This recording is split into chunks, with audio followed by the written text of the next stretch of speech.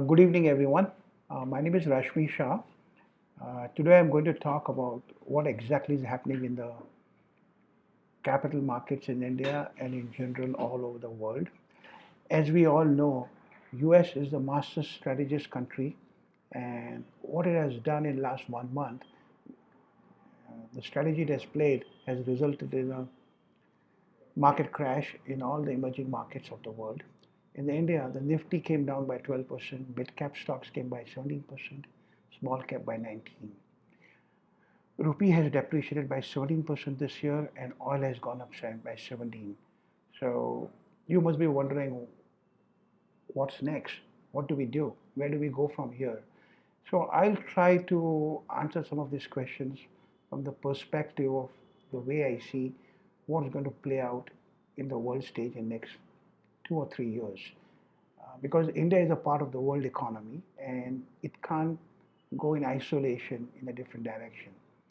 So in 1972, Henry Kissinger had formed a core group in America and they worked on a strategy. How do we control the world for next 100 years? So he came up with this phrase, who controls the food supply controls the people, who controls the energy controls the continent, and who controls money can control the world. So they came out with a long-term strategy. How do as US control the world? So there are five, six things they focused on. Number one is technology. Number two is US interest rates. Number three is oil.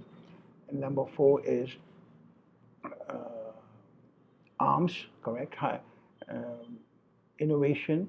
And based on this five combination, they control the world economy.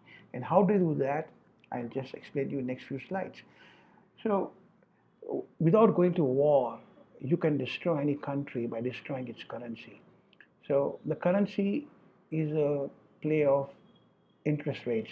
So US interest rates, when they go down, emerging economies like India, Russia, China, they benefit as money flows from US markets to those markets. And when US interest rates go up, money goes backwards to the because US is the dollar is the global currency, and all the pension funds and insurance companies they have long-term commitments in US dollars, so they would like to freeze their income in US dollar rates. So this is the one of the tool they use it. So now what is the trend going forward? If you see that US economy is only 18 to 20% of world's economy, which used to be 30% of world's economy in 1960. But China and Japan came up, and today, and India has also come up. So today, emerging economies contribute 60% of world income, but they control less than 10% of the currency. 80% of global trade is happens in US dollars. So now, if you look at this chart, next chart, I'm showing you the US interest rates. 1981, US interest rates were 12%. From 12, it came down to 0.25 in 2010. So when the interest rates were going down, money was flowing out of US economy. US was printing dollars and supplying the dollars to every country in the world. And that's why money came to India, India, China, Russia, South Africa, Brazil, and these economies went up. And the oil also came down in 2010, 12, and now the oil is started going up, and interest rates have started going up. So interest rates, when they go up, it sucks up the liquidity. So money moves out of equity markets and go to fixed income, and money moves out of emerging economic currencies and goes back to dollars. So these are the two equations they play about.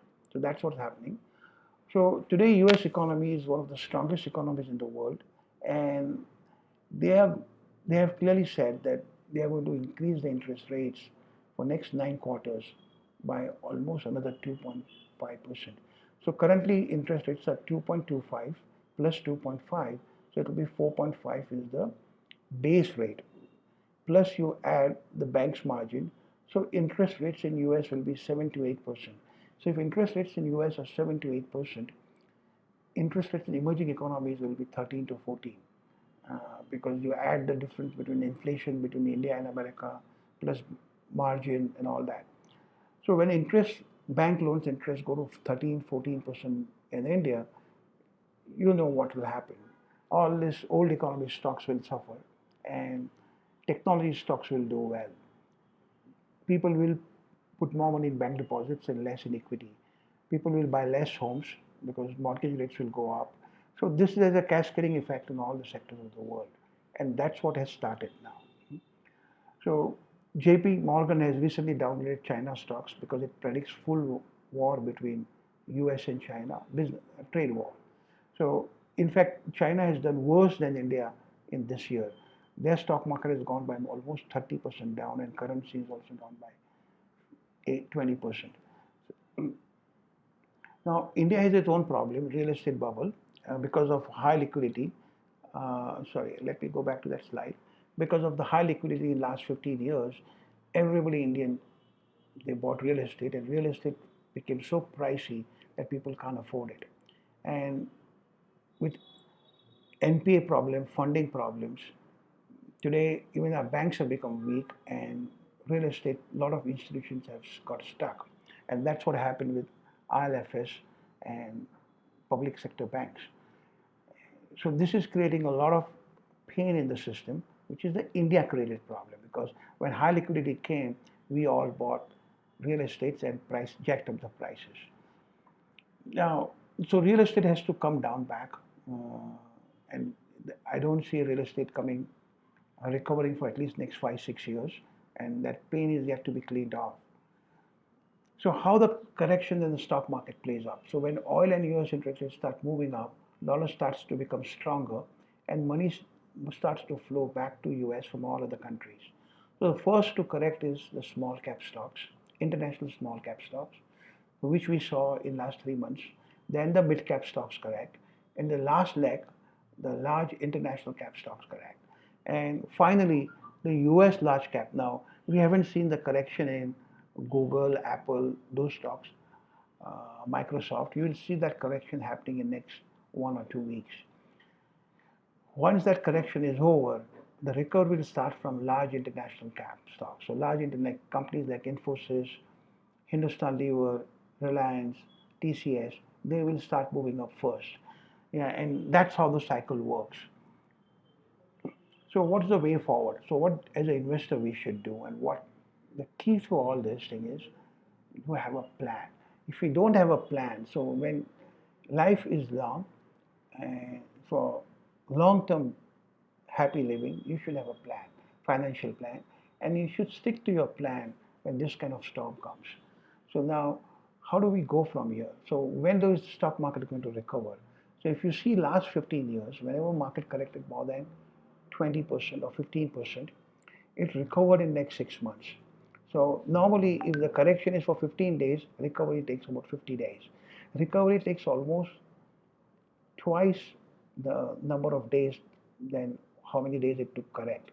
So if market went down by 30 for 30 days, recovery will happen in 60 days. Market went down by 50 days, the recovery will take by 75 days to 100 days.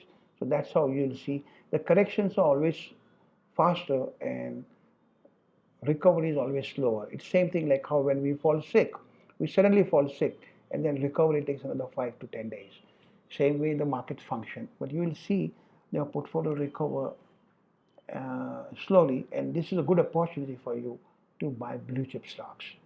So when the markets are down, you should keep investing in those kind of stocks and average your prices. Only blue chip. I'm not talking about small cap, not talking about mid cap. But you should have a plan. You should not invest without a proper wealth planning. You should not have multiple local advisors because too much advice spoils the game and you'll get confused. You should not diversify. You should diversify globally. Don't over diversify only in India.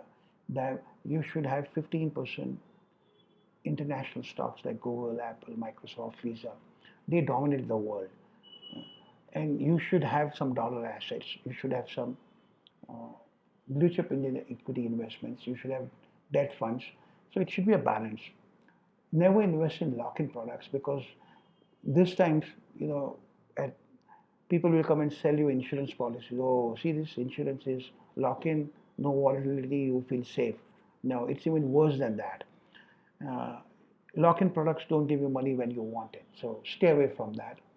Stick to your asset allocation. Your investment portfolio should, when I look at somebody's portfolio, it tells me his personality. So every movie has a theme and a story. Same way your portfolio should have a theme and story. And that theme and story should be with reality. It should not be a fiction. So do not over diversify or follow the herd mentality. Don't do what everybody is doing it. Have a vision, and work on it. Market volatility can be a very good opportunity, but never try to outsmart the market or outsmart the process. Don't try to challenge the ocean and take a shortcut. You can get killed in that. Uh, you follow the process and you'll be fine. Remember, when storm comes, environment gets cleaned up. Storms are good. Like how the Mother Nature has made the world, we have storms. Why they have storms? Because they want the environment to be clean, and that cleans off. So in this kind of corrections, a lot of people who not knowing how to invest, where to invest, were all buying all junk stocks. Everybody thought that everyone started advising everyone. So this kind of correction wipes off those kind of people. So which is good, healthy for the market. The most important factor in your life business portfolio or your wealth portfolio is your asset allocation. Like, our body has a allocation, correct? We have two hands, two legs, a certain 70% water, different chemicals, and our body is made of with a certain allocation by Mother Nature. Same way, your portfolio should have a proper asset allocation. And the proper asset allocation is the key for success. Don't try to do haphazard investments and timing the market. You'll get killed. Now, if you see the top 1% investors in the world who mostly reside in the US, how do they asset allocation? They allocate 50% to global equity, 20% to fixed income, 2% to global bonds. TIPS means treasury instruments, they call it, US treasury instrument, private equity, hedge fund, real estate, commodities, and cash. So global equities, they don't invest in all equities of US, they invest in best companies of all over the world. So that's the way to invest. Unfortunately, in India, do not follow this. They invest 99.9% on Indian companies, Indian businesses, which is wrong. India is a part of the world economy, and you also should be a part of the world economy. And that's the way to hedge. So what should you do? Have a proper vision, proper plan, have a proper asset allocation, take a proper advice, and stick to it. Stick to it. Uh, like an engineer, he has a plan for the building a house, and he sticks to the plan. And then over a period of time, do a proper asset rebalancing once a year. Stock market corrections are very painful, but are healthy. Like, sometimes when we fall sick and we stay home for 4 or 5 days, it's good, correct? Because we relook at our life from the total perspective. So, some stock market corrections are like, we all falling sick and revisiting the purpose of our life. Same way, these corrections will help us, all of you, to understand why you're investing, where you're investing, and what quality of portfolio you have.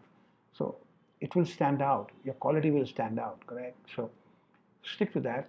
Um, and if you have any questions, feel free to call me, Jaideep, Pooja, Sanket, any one of us. We are there to help you out. And if please note that you all need to have global asset allocation. The US technology companies are going to dominate the world in our lifetime. 25 years back, there was no Microsoft, no Apple, no Google, no Facebook, no WhatsApp, nothing, correct? See, today they have destroyed MTNL, they have destroyed Fiat, they have destroyed Ambassador cars. So the whole thing has changed. You also need to change. Otherwise, the same, we all will suffer, correct? So investing globally is good for all of us. Thank you. Thank you. Bye.